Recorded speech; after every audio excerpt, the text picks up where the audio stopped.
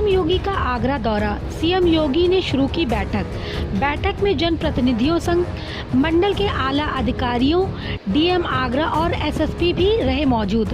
आगरा में कोरोना को लेकर होगी व्यवस्थाओं पर चर्चा। बैठक में लिए जा सकते हैं अहम फैसले। मेयर आगरा कर सकते हैं कुछ लुटेरे हॉस्पिटलों की शिकायत। लखनऊ से ब्यूरो चीफ अजीत प्रताप सिंह की रिपोर्ट। कोरोना महामारी या किसी भी प्रकार से मौत होने के बाद गंगा नदी में शव न बहाने की अपील नगर के विभिन्न गंगा घाटों पर पुलिस अधिकारियों ने की। कहा कि गंगा नदी में शव बहाने के बजाय पुलिस को सूचित करें। पूरे सम्मान के साथ अंतिम संस्कार सरकार कराएगी। गंगा नदी में शव न फेंक कर उसे प्रदूषित करने और लोगों में भय को फैलाने से रोकने के लिए लोगों को जागरूक किया गया। कुछ दिनों से गंगा नदी के किनारे स्थित विभिन्न जनपदों में शव मिलने से हड़कंप के पश्चात अपर पुलिस अधीक्षक नगर संजय वर्मा ने विंध्याचल में स्थित गंगा घाटों पर मोटर बोट पर सवार होकर नाविकों व मौजूदा स्थानीयों को जागरूक किया। कहा कि कोई भी व्यक्ति नदी में शव को प्रवाहित न करे। अगर कोई भी व्यक्ति मजबूरी में ऐसा करने का प्रयत्न करता है तो फौरन इसकी जानकारी स्थानीय पुलिस को दे। अगर किसी के पास शवदाह इत्यादि के लिए धन की समस्या होती है तो जिला प्रशासन विधि विधान से अंतिम संस्कार कराएगा। नगर के विभिन्न घाटों पर मोटर बोट से लोगों को महामारी के दौरान नदी की स्वच्छता और लोगों के स्वास्थ्य पर ध्यान देने पर जोर दिया गया। लखनऊ से ब्यूरो चीफ अजीत प्रताप सिंह की रिपोर्ट। प्रकरण क्या किन चीज का आगाह कर रहे हैं लोगों को? देखिए, कई जनपदों में सूचनाएं मिली थी कि जो है गंगा में कुछ लोग ऐसे ही प्रवाहित कर दिए थे जो है शवों को, जो कि कोरोना से डेथ हुई थी। ऐसा कुछ सूचनाएं आई थी। उसी आधार पर हम लोगों ने पहले से अलर्ट करना शुरू कर दिया ताकि इस तरह की कोई समस्या पैदा ना हो हमारे अपने जनपद में। और निश्चित तौर से हम लोग जागरूकता फैलाने के लिए इस तरह से कार्य कर रहे हैं। और हम लोग ये भी अपील निश्चित तौर से कर रहे हैं कि ताकि लोग पुलिस प्रशासन के संपर्क में आएँ और कोई सूचना मिलती है, कोई बात मिलती है तो सहयोग करने के लिए हम लोग बिल्कुल तत्पर हैं। और उनका नियमानुसार दाह संस्कार की जो भी विधिक और सम्मान के साथ जो किया जाता है उस पर हम लोग करवाने के लिए कटिबद्ध हैं तथा उनका पूरा सहयोग करने के लिए कटिबद्ध हैं। जो विभिन्न घाटों पे आप अलाउंस कर रहे हैं? बिल्कुल, हमने लगभग इसमें जितने भी इस विंध्याचल में जितने भी घाट हैं और मिर्ज़ापुर तक हमने इसका स्टीमर से भी दौरा किया है। और हम पूरा यही सभी घाटों को पर उपस्थित होकर सबको हमने आगाह भी किया है और जागरूक भी किया है ताकि लोग इसमें कोई ऐसी त्रुटि ना करेंगे। भारतीय महिला जनसंघ की राष्ट्रीय महिला अध्यक्षा सुश्री श्वेता रस्तोगी ने कहा, राहुल गांधी अलग से सांसद बंगला क्यों ले रखे हैं जिसका मेंटेनेंस करोड़ रुपए है। क्या अपनी मां सोनिया के साथ 10 जनपद में नहीं रह सकते हैं? क्या ये उनके सोने के लिए छोटा है? क्या उनके जीजा जीजी के स्वागत के लिए कम है? या कार नहीं जा पाएगी अंदर? भारत एक गरीब देश है जहां पर ये रईसीगिरी गलत है। 10 जनपद खाली कराकर तुरंत कोविड सेंटर खोलना चाहिए। वहीं एक लॉन्ड्री भी खुली हो जहां से उनका फटा कुर्ता भी धुलकर आना चाहिए।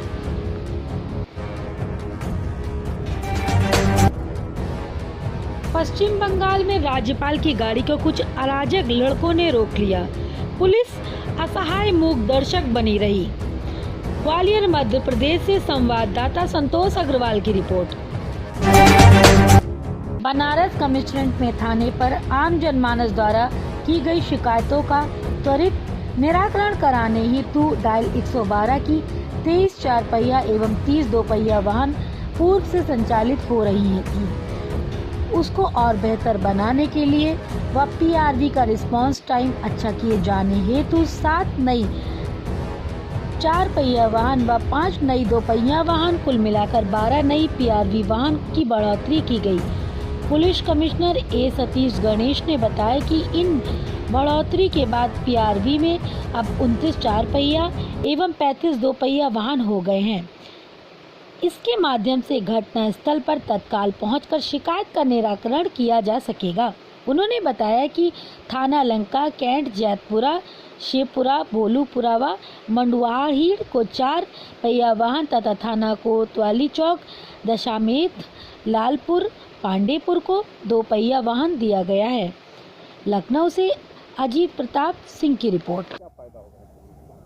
देखिए, ऐसा है कि वाराणसी कमिश्नरेट को माननीय मुख्यमंत्री जी से हमने विशेष अनुरोध किया था यहाँ के रिस्पांस टाइम के सुधार के लिए ये पुलिस रिस्पांस व्हीकल यानी कि UP 112 की हमने एक्स्ट्रा गाड़ियों की मांग की थी, जो उन्होंने हमें प्रदत्त की है।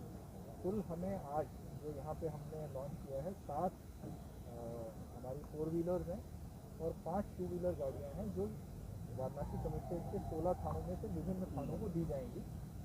इसका फ़ायदा ये होगा कि जो UP 112 पे लोग कॉल करते हैं मदद के लिए, तो जो हमारा रिस्पांस है वो और अधिक तेज होगा, जल्दी से हमारी गाड़ियाँ मौके पर पहुँचेंगी। अपराध नियंत्रण पर भी इसका बहुत अच्छा प्रभाव पड़ेगा और इसके साथ साथ लोगों को राहत देने के कार्य में भी इसकी काफ़ी अच्छी हमारी मदद मिलेगी।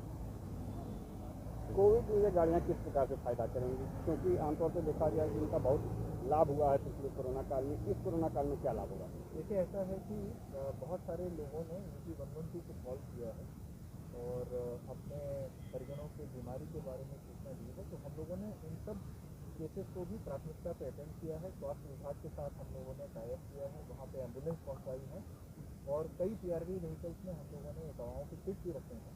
यदि अगर कोई इमरजेंसी है, गांव में पहुंचते हैं और अगर उनको किसी दवा वगैरह की ज़रूरत है, तो कुछ किट, दवाओं के किट हमने PRV के माध्यम से भी वितरित कराए हैं। नोएडा गौतम बुद्ध नगर में नोएडा ट्रैफिक पुलिस द्वारा नई पहल। गौतम बुद्ध नगर में एम्बुलेंस चालकों के खिलाफ ज़्यादा पैसे लेने की लगातार आ रही थी शिकायत, जिसको लेकर नोएडा ट्रैफिक पुलिस द्वारा एम्बुलेंस पर ट्रैफिक पुलिस द्वारा पर्चा चिपकाया गया। पर्चे पर एम्बुलेंस का रेट लिस्ट लिखी हुई है, जिससे कि एम्बुलेंस चालकों द्वारा ज़्यादा पैसे ना लिए जाएं। साथ ही साथ आम लोग भी पर्चे पर रेट लिस्ट देखकर पैसे दें और एम्बुलेंस पर पर्चा चिपकाने से आम लोग भी जागरूक हो सके।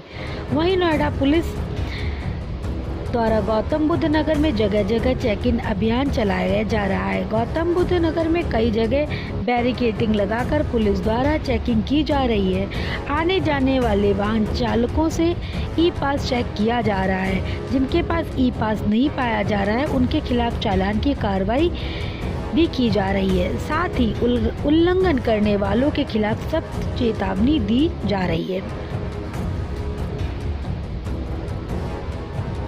लखनऊ से ब्यूरो चीफ अजीत प्रताप सिंह की रिपोर्ट।